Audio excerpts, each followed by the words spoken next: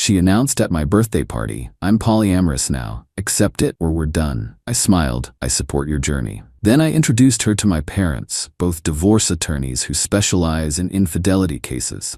When they handed her papers for the apartment lease violation and unauthorized subletting charge, there's something uniquely humiliating about being blindsided with relationship-altering news at your own birthday party. But there's also something uniquely satisfying about watching someone who thinks they're holding all the cards suddenly realize they've been playing an entirely different game.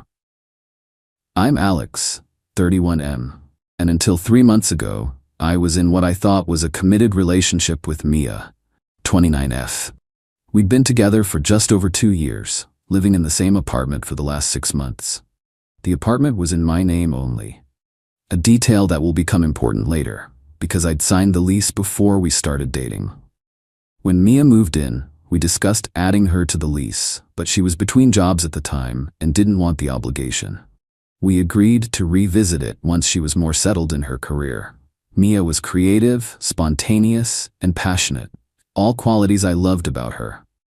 I'm more analytical and measured, working as a software engineer for a fintech company.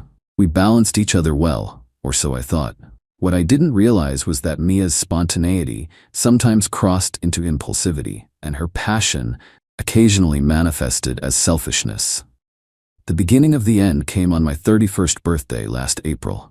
I'd planned a small gathering at our apartment, just close friends, my sister and my parents, who were driving in from the suburbs for the weekend. Nothing fancy, just drinks, food, and good company. Mia had been acting distant for a couple of weeks, constantly on her phone and taking calls in another room. I'd noticed, but chalked it up to stress from her new job at a marketing agency. I should have paid closer attention to the signs. My parents arrived early to help set up. They've always been supportive of my relationships, though they can be a bit intimidating. Both successful divorce attorneys with a small but prestigious firm, they've seen the worst of human behavior and have a finely tuned radar for bullshit. My dad handles the financial aspects of divorces, while my mom specializes in cases involving infidelity. They're a formidable team professionally, but they're also loving, protective parents who generally try not to bring their work into personal matters. The party was going well. Friends had arrived, drinks were flowing, and I was having a good time despite Mia's obvious distraction. She kept checking her phone and glancing at the door. Around 9 p.m. the doorbell rang, and Mia practically sprinted to answer it. She returned with a tall, bearded guy I'd never seen before. "Everyone, this is Julian," she announced, her hand resting on his arm in a way that was unmistakably intimate. The room went quiet. I stood there, birthday drink in hand, completely confused.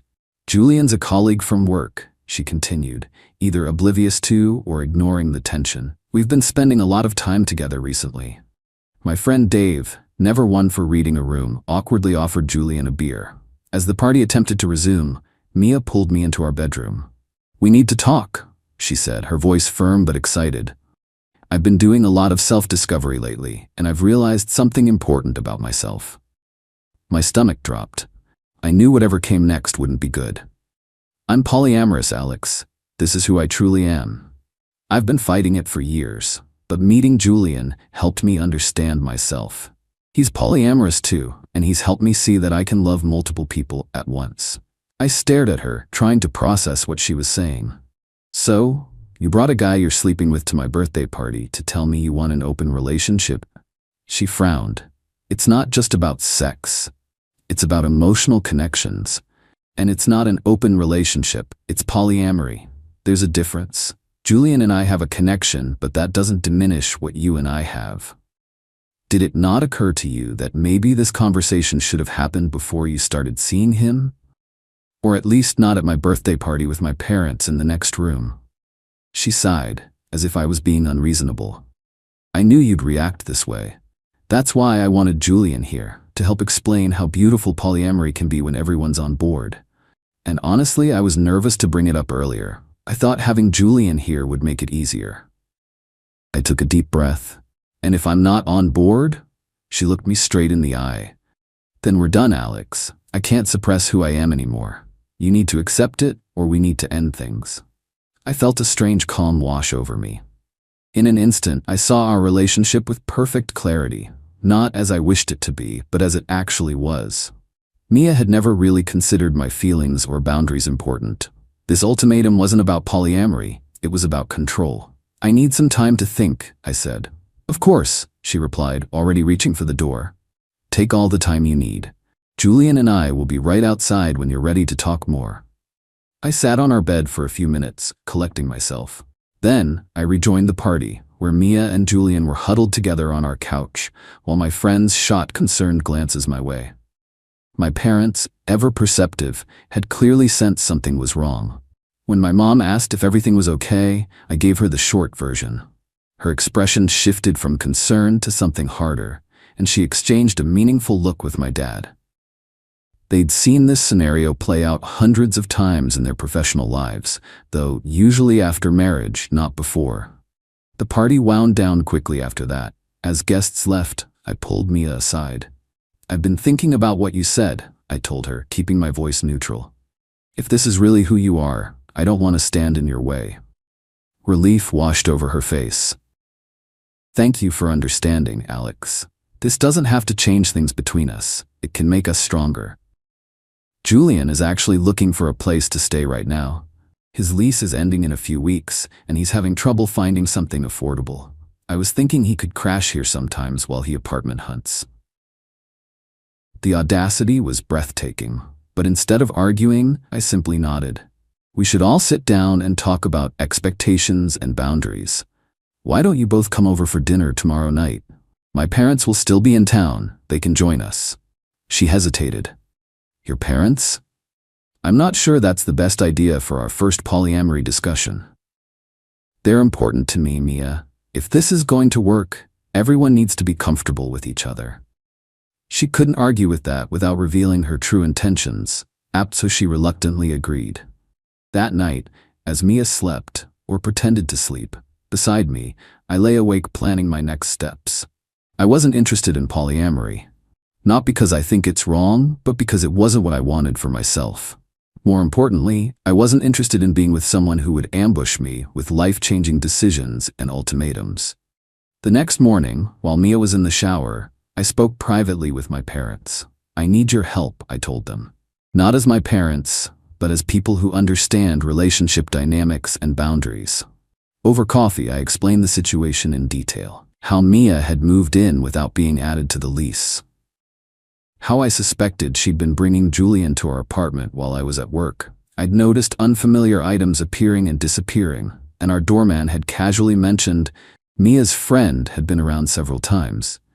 How she'd announced her polyamory as a fait accompli, not as the beginning of a discussion. My parents listened carefully, occasionally asking clarifying questions. Then my father asked the question that mattered most. "What do you want, Alex?" "I want out," I said without hesitation. "But I want to do it right." They nodded in understanding and offered to help. My mom suggested we consult with their colleague Rachel, who specialized in landlord-tenant law, to understand my options regarding the living situation. One quick call later, and Rachel had provided some initial guidance. Since Mia isn't on the lease, but has lived there for 6 months, she's established tenancy rights in most jurisdictions, Rachel explained over the phone. However, if she's violating the terms of your lease by bringing in another occupant or subletting, that gives you grounds to address the situation formally. Armed with this information, my parents and I reviewed my lease agreement together. Sure enough, there were clear provisions about unauthorized occupants and subletting. The dinner that evening was a masterclass in professional civility. My parents welcomed Julian warmly, asking about his work and interests, as if this were a normal meeting of friends. Mia seemed relieved, clearly interpreting their politeness as acceptance. After the meal, as we settled in the living room with drinks, my mom steered the conversation toward practical matters.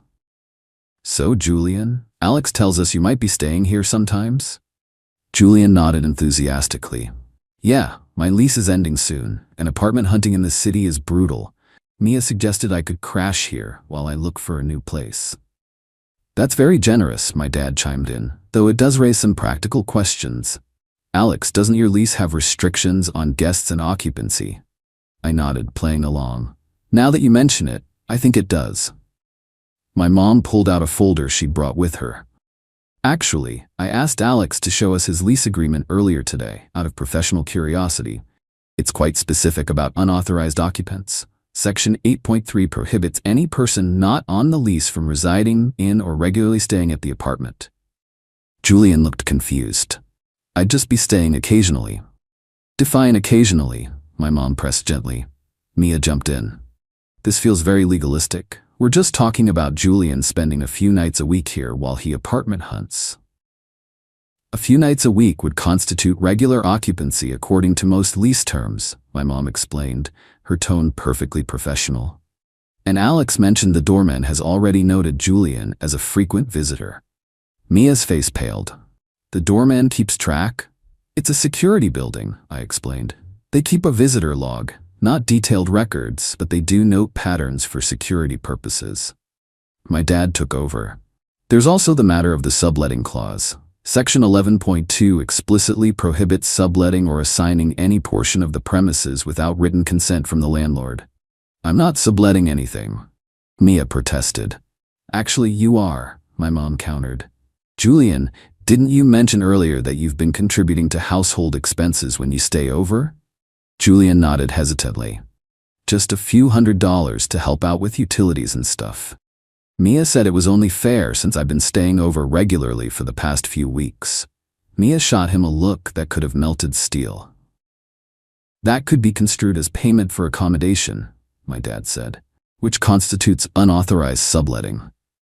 My mom slid a document across the coffee table. This is a draft notice outlining potential lease violations. It hasn't been filed with anyone, but it details the issues that could be raised with the landlord if this situation continues. And this, my dad added, producing another document, is a summary of tenancy rights and responsibilities in this state, including the proper procedure for when someone needs to vacate a shared living space.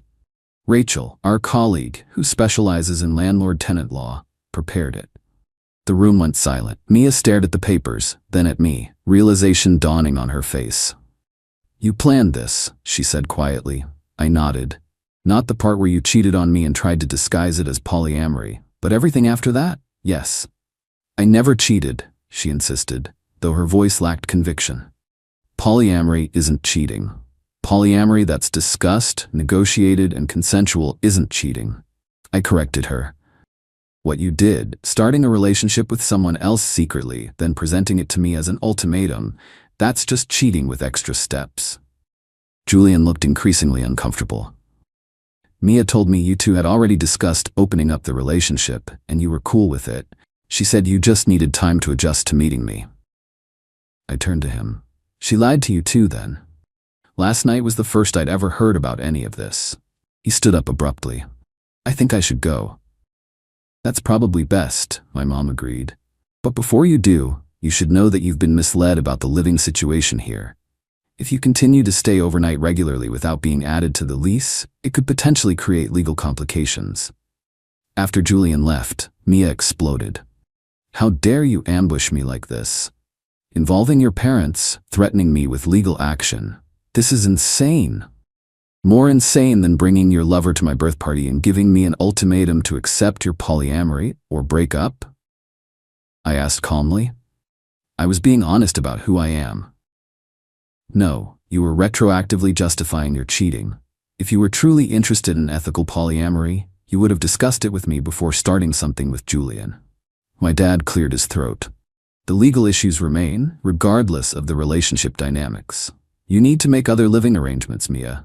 Given the circumstances, it would be best for everyone if you began looking for a new place to live. You can't just kick me out, she retorted.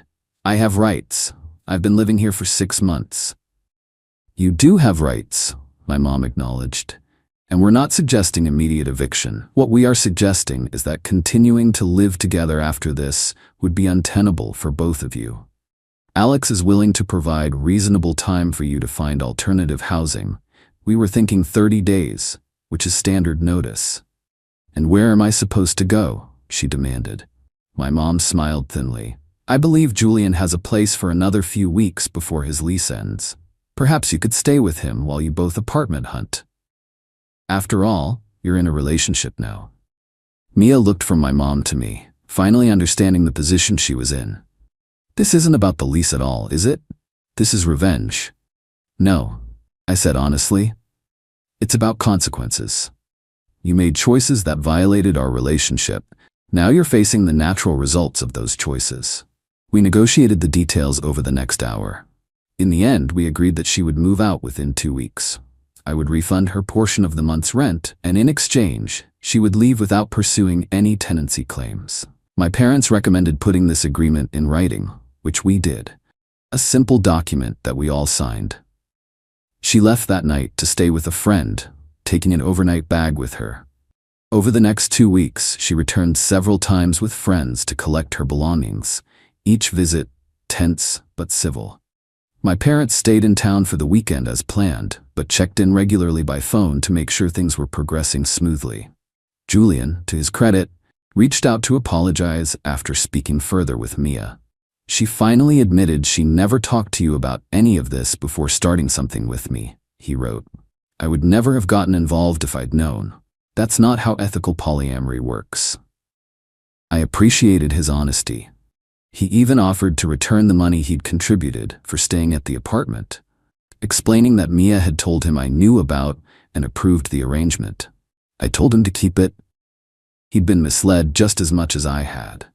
In the 3 months since then, I've had time to reflect on what happened. I don't regret how I handled things.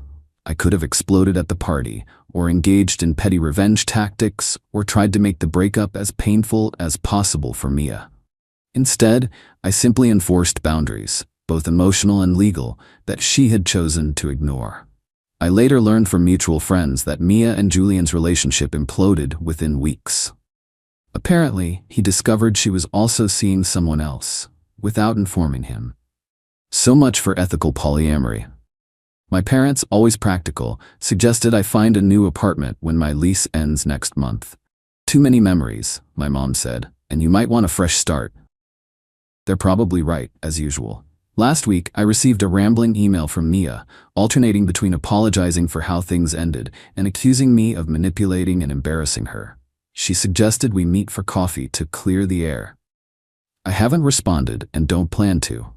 Some people have suggested I was too harsh, that I should have just broken up with her without involving my parents or exploring legal options. But I disagree. Mia didn't just suggest polyamory. She forced a unilateral decision on me, violated my trust, and tried to move someone else into my apartment without my informed consent. Then she presented it as an ultimatum. Accept it, or we're done. I simply showed her that ultimatums work both ways. Eat it. Thanks for all the comments and support. To address some common questions. 1. Yes, the lease violation concerns were legitimate. My building has strict rules about occupancy, mainly for insurance and security reasons. While we never actually filed anything with the landlord, the drafted documents outlined real potential violations that could have led to problems for me as the leaseholder. 2. My parents didn't threaten to sue Mia, they simply helped me understand my rights and hers in this situation. The papers were informational documents about potential lease violations and tenancy rights, not legal threats. We resolved everything through a mutual agreement. 3. Julian wasn't a bad guy, he was misled as well. Mia told him I knew about and approved of both their relationship and his staying at our place. When he learned the truth, he apologized and removed himself from the situation. 4. I have nothing against ethical polyamory. What I have a problem with is someone starting another relationship without my knowledge, then retroactively claiming it's polyamory and giving me an ultimatum to accept it. 5. For those asking why I let her move in without adding her to the lease, that was definitely a mistake on my part. We had initially planned to add her after her probation period at her new job, but I didn't follow up when the time came. Lesson learned. 6. Yes, I understand Mia had established certain tenancy rights despite not being on the lease. That's why we negotiated her exit rather than demanding she leave immediately, and why I refunded her portion of the rent for the remainder of the month. Update. 6 months later. Life has settled into a new normal since my last post. I moved into a new apartment in a different neighborhood, Smaller than my old place, but with a great view and no memories of Mia. My parents helped with the move, of course, and my dad insisted on reviewing the new lease agreement, just to be safe. The most unexpected development came about 2 months ago. I was grocery shopping when I literally ran carts with a woman in the produce section. We laughed, apologized simultaneously, and ended up talking as we shopped. Her name is Lauren, she's an architect, and we've been dating casually since then. The best part? She's straightforward and values clear communication. After our third date, she actually said, "I believe in defining relationship boundaries early so there are no surprises later." Music to my ears. I've only heard about Mia through mutual friends. Apparently, she's now claiming to be in a committed, monogamous relationship with someone new. Our friend Dave saw her at a bar last month and reported that she referred to her polyamory phase as a journey of self-discovery that helped her appreciate traditional relationships. Whatever helps her sleep at night, I guess. Julian, surprisingly, reached out via LinkedIn to let me know he'd moved to Portland for a job opportunity. His message was brief but thoughtful. "Hope you're doing well. Thanks for handling everything with class last year. Learned some valuable lessons about communication and trust." As for my parents, they've been sharing my story, with names changed, of course, as a cautionary tale with some of their clients. My mom called recently to say they've seen several cases involving partners suddenly declaring themselves polyamorous after being caught in questionable situations. "You were ahead of the trend," she quipped. "The whole experience taught me more about boundaries than I ever wanted to learn, but I'm grateful for the lesson.